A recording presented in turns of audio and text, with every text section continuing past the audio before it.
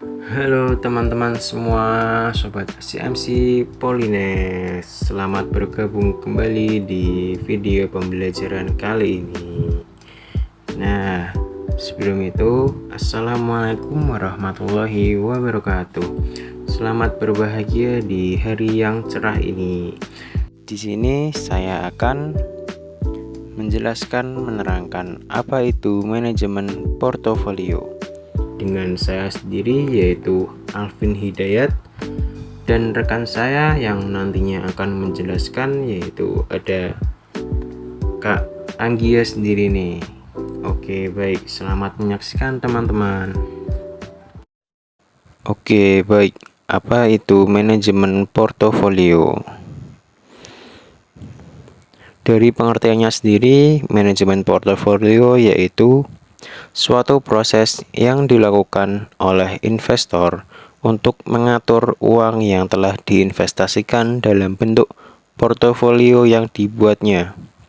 Manajemen portofolio atau portofolio manajemen pada prinsipnya adalah cara mengelola kumpulan aset tersebut untuk mencapai tujuan investasi. Caranya adalah dengan menetapkan alokasi dan menemukan keseimbangan antara risiko dan hasil yang tidak seimbang. Oke, selanjutnya yaitu ada hal penting dalam manajemen portofolio.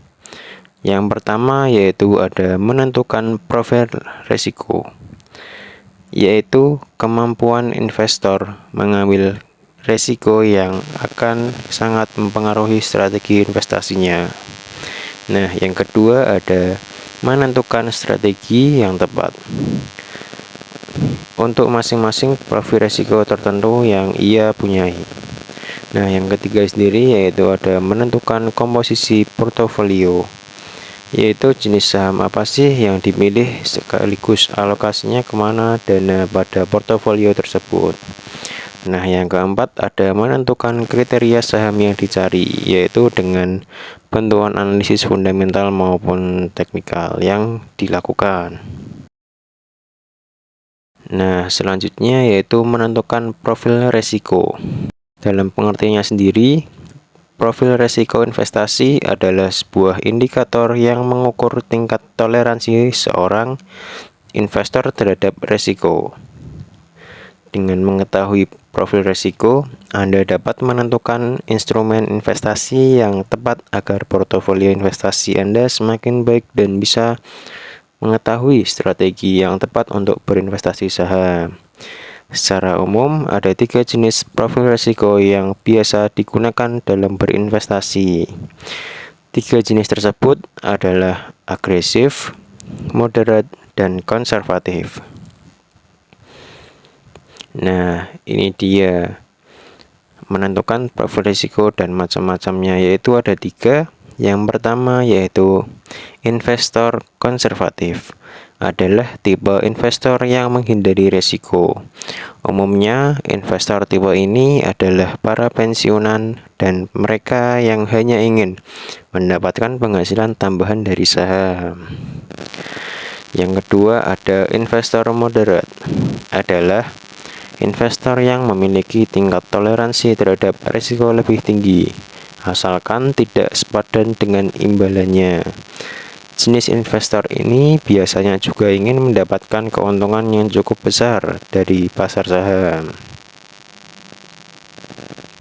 Yang ketiga yaitu ada investor agresif, adalah investor dengan tingkat toleransi risiko yang tinggi. Jenis investor ini biasanya mengharapkan imbal hasil yang tinggi pula dengan berani menanggung risiko yang tinggi. Nah, ini untuk tabel dari tipe investor dan cara menentukan profil risiko dari kita. Dari tipe investor, kemampuan tanggung risiko dari konservatif sendiri yaitu tingkatnya kecil, sedangkan moderat tingkatannya sedang, dan agresif yaitu sangat tinggi. Dari tipe investor itu sendiri memiliki tujuan investasi yaitu konservatif, menghasilkan penghasilan rutin atau tambahan. Sedangkan moderat penghasilan tambahan dan melipat gandakan uang. Kalau yang agresif melipat gandakan uang. Yang selanjutnya ada imbal hasil minimal yang diinginkan. Dari konservatif sendiri yaitu sedikit lebih besar daripada deposito. Misal nih 10% per tahun. Jika moderat lebih besar daripada deposito. Misalnya 10% sampai 20% per tahun. Sedangkan agresif di atas 20% per tahun. Jadi keuntungannya lebih besar ya teman-teman. Untuk selanjutnya sendiri yaitu ada strategi investasi. Yang pertama yaitu ada menentukan tujuan investasi. Yang kedua menggunakan maksimal 20% dari penghasilan. Yang ketiga ada belajar analisis investasi. Yang keempat belajar lebih mengenai instrumen investasi. Dan terakhir yaitu sering melihat pasar investasi. Oke, baik, selanjutnya mungkin di sini rekan saya Anggia yang akan menjelaskan sebagai materi berikutnya yaitu strategi berdasarkan faktor fundamental perusahaan. Oke, next slide. Selanjutnya akan saya jelaskan mengenai strategi berdasarkan faktor fundamental perusahaan. Setelah mengetahui profil resiko, selanjutnya adalah menentukan strategi yang paling sesuai dengan profil risiko tersebut. Jika dilihat berdasarkan analisis fundamental, maka ada 3 kategori besar yang bisa dipilih, yaitu ada income investing, growth investing, dan value investing. Nah, yang pertama yaitu ada income investing. Income investing adalah strategi investasi yang fokus pada income stock, yaitu saham dari perusahaan secara rutin membagikan keuntungan berupa dividen. Strategi ini merupakan strategi yang bertujuan untuk mendapatkan pendapatan rutin dari saham sekaligus berusaha untuk mendapatkan dari investasi saham. Yang kedua adalah growth investing.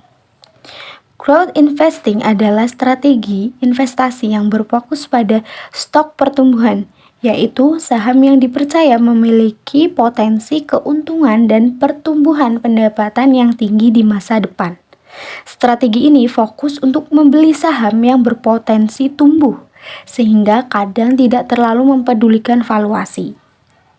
Saham yang harganya sudah bisa dibeli jika masih memberikan sinyal pertumbuhan pendapatan di masa depan.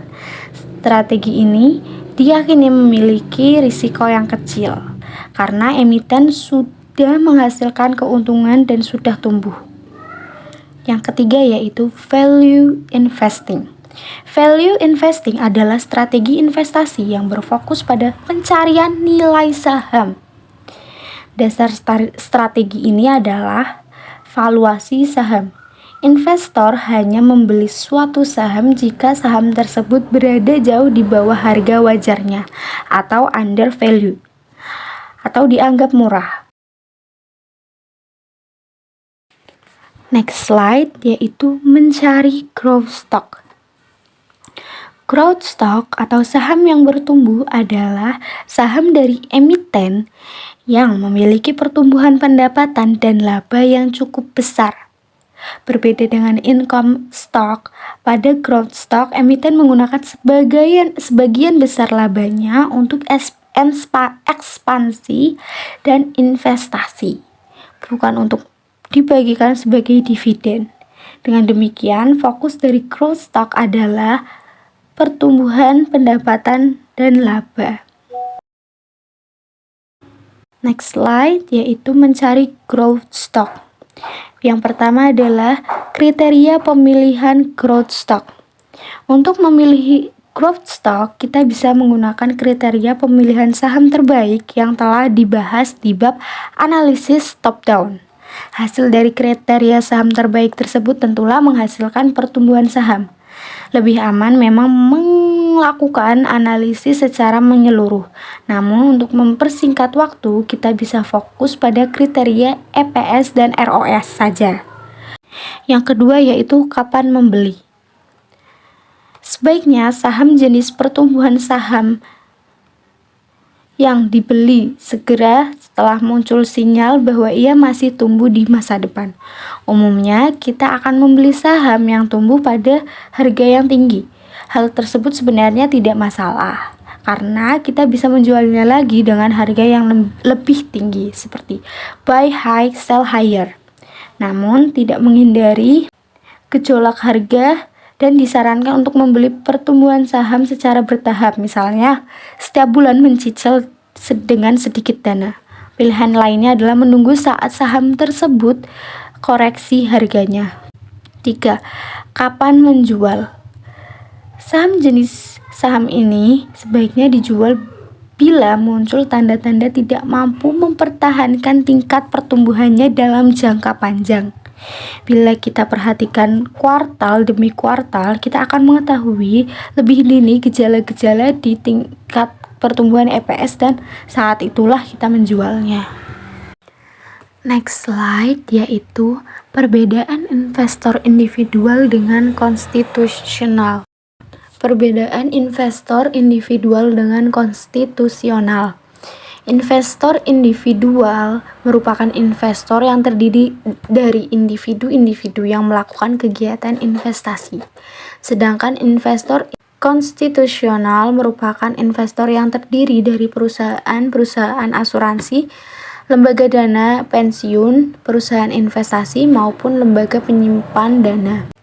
Nah, perbedaan investor individual dengan konstitusional yaitu ada 4. Pertama, nilai portofolio. Kedua, alokasi saham. Ketiga, prinsip yang digunakan. Dan keempat adalah aturan. Next slide selanjutnya yaitu implementasi, monitoring, dan penyesuaian portofolio. Yang pertama adalah memonitor kondisi pasar. Yang kedua, adanya perubahan kondisi investor. Memonitor kondisi pasar yaitu kondisi pasar perlu dimonitor karena situasi pasar sangat dinamis dan berdampak pada harga saham dan pendapatan yang diperoleh. Sedangkan adanya perubahan kondisi investor yang meliputi yaitu 1. Perubahan kekayaan, 2. Perubahan jangka waktu investasi, 3. Perubahan syarat tingkat likuiditas, 4. Perubahan ruang lingkup pajak, dan 5. Perubahan hukum dan aturan yang berlaku. Mungkin itu saja yang bisa kami jelaskan mengenai manajemen portofolio. Apabila ada kesalahan, kami mohon maaf. Sekian dan terima kasih. Wassalamualaikum warahmatullahi wabarakatuh.